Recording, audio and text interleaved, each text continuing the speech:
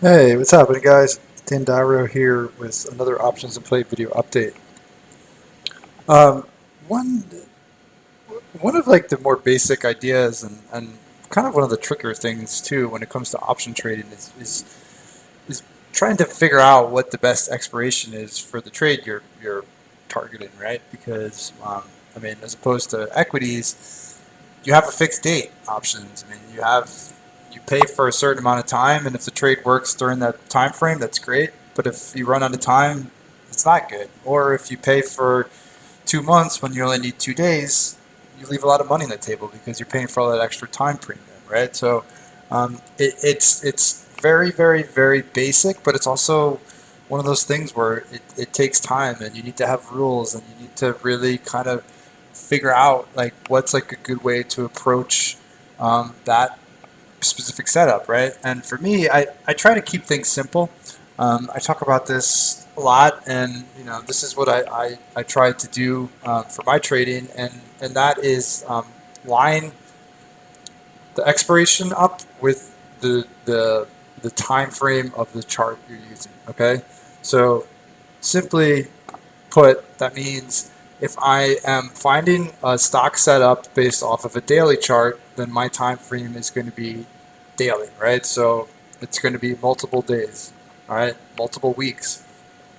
If I am finding a setup based off of so I just have AMAT up here, but this applies to all different stocks. If I'm finding a setup based off of say a 5 minute chart, right, then my time frame is going to be minutes, okay, minutes, maybe like an hour, 2 hours, right? So when it comes to selecting expiration, like those are weekly contracts, right? So like if I'm using a 5 minute, 2 minute, 1 minute chart for my trade setups, the time frame is going to be the shortest time frame possible. So weekly contracts. If I'm using to go back, if I'm using a daily chart for my trade setups, right? So if I think AMAT's going to get through 150, 145, break out. If I'm using a daily setup, then I'm thinking days. So I mean, minimum it would probably be 2 weeks, right?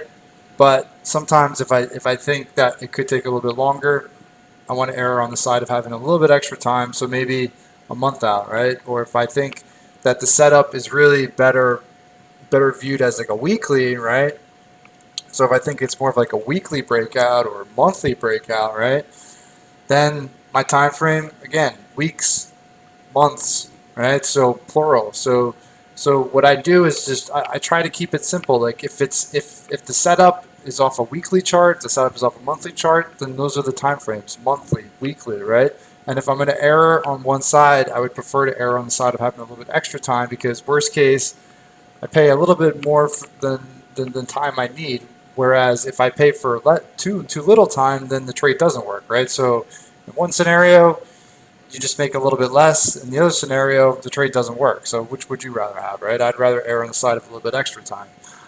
So that's really like how I look at it. So like when I'm doing like day trade scalps, looking for like quick breakouts, quick breakdowns, right? If I'm using 1, 2, 5 minute, 10 minute, 15 minute chart, my time frame for the options is probably going to be the weeklies, the closest to expiration contracts. If I'm using daily charts to find my setups, my options are going to be several weeks, probably a couple weeks to several weeks, maybe like a month out. If it's a weekly chart, multiple weeks, multiple months, right? So you get the point. So let the chart and let the setup dictate the options you go after. And if you want to err on the side of one versus the other, I think erring on the side of having a little bit extra time could work better just because it gives you a little bit more of a safety net if the trade doesn't move exactly in the time frame you're expecting, right? If it takes a little bit longer, then you got a little bit extra time versus running out of time and being left with worthless contracts. Okay, so still a lot going on.